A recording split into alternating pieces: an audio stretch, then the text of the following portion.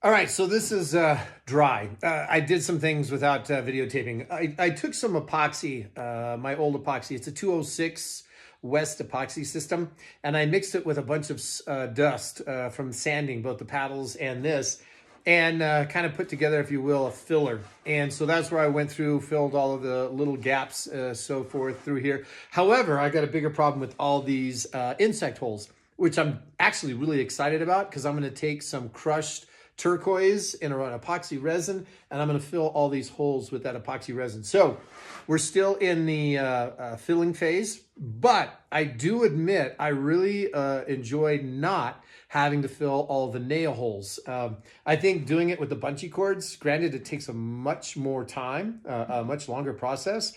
However, just to see the beauty of the wood without all of those holes look fantastic. I've been watching some videos of some other people and their canoes, and you can really see all of those staple or nail holes.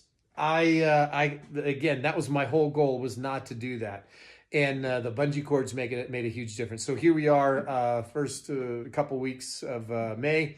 It's taken quite some time in order to do it, but I've also had temperature issues here in Colorado. So that's been part of the problem in terms of the gluing process. We're gonna build another one starting probably next week. But let's start working on sanding. One of the things that you probably can't see in the video is I haven't sanded this portion right yet, and you can really tell of the slats in there.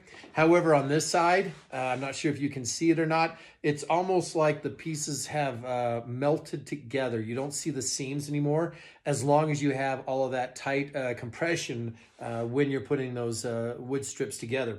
If you have gaps, you're going to see it in through here. But I really do like the look of using the bead cove and then using the bungee cords in order to get a nice fluid wood grain pattern. So let's get some sanding, and then we're gonna pop this off. I've already popped it off once in order to see if I could separate it. And then we're gonna tip this on the side. We're gonna do blue tape on the bottom so that the epoxy resin doesn't go through. And we're gonna fill all these little insect holes. That's gonna look really cool.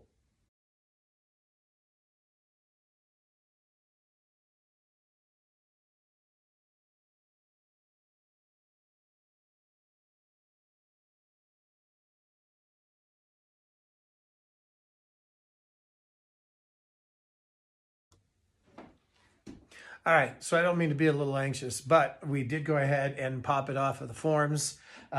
Does take a little bit of work, working from the ends, especially when you've got some prying to do. And you notice how with the glue, some of it, even though you have it taped, still gets stuck. But luckily, this is why you put tape, maybe even a little bit more on the edges in order to get it so that it really pops off. The reason I was kind of getting anxious to do this is with all of the insect holes, I need to be able to tape the back side or the bottom side. I was able to get to some of it when it was still upside down, but I want to do a better job making sure I get it all and I can see before I start doing the epoxy turquoise.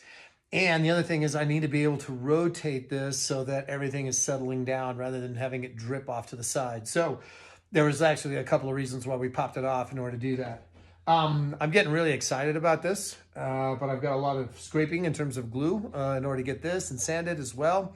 A little bit more work on the outer shell, but I want to work a little bit on the inside shell before the new epoxy comes this Wednesday. And then we'll lay out the fiberglass to see if I've got enough. If not, I'm gonna have to make another order of fiberglass in order to get, I think, probably the inside to finish this. So we got some work to do. All right, so we have popped it off the mold. We're working on the inside of it as well as the outside. I did get, like I said, a little anxious, so we've been working on filling. Used the turquoise in order to fill in a lot of these insect holes. I've done it on this side and a little bit what I had left over here, but there's still down here a lot of insect holes that we need to go through. So we're gonna work on that today. Again, I'm not gonna bore you with that. It's just a simple little mix, add your drops, make sure you stir really well and then start packing it in. And like I said, on the bottom side, we do have tape, painter's blue tape, in order to try and keep it from running through. It gets pretty thick, so it's not too bad, but I did notice where I had some things drop through last night. I must have missed a hole. So let's get to work.